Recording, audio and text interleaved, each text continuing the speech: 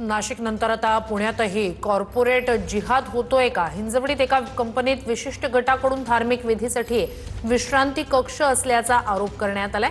कक्षात मर्यादित कर्मचाऱ्यांनाच प्रवेश दिल्याची बाब निदर्शनास आली आहे। माधुरी मिसाळ यांनी पुणे पोलीस आयुक्तांना याबाबत पत्र पाठवलंय। सत्यता तपासून संबंधितांवर कारवाई करण्याची मागणी माधुरी मिसाळ यांनी केली आहे।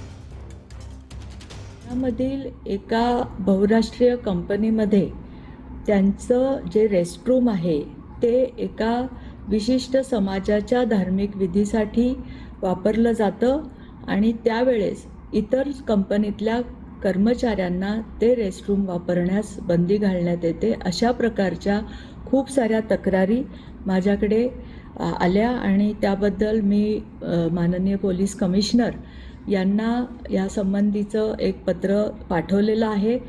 त्यांच्याशी मी चर्चा केलेली आहे। अशा पद्धतीने जर एका कंपनीमध्ये अशा पद्धतीचं रेस्टरूम फक्त एकाच समाजाच्या धार्मिक विधीसाठी वापरलं जात असेल आणि कंपनीच्या इतर कर्मचाऱ्यांना तिथे जाण्यास मज्जाव होत असेल तर पोलिसांनी तिथे निष्पक्षपणे कुठलाही भेदभाव न करता याची चौकशी करावी आणि तात्काळ याच्यावर कारवाई करावी।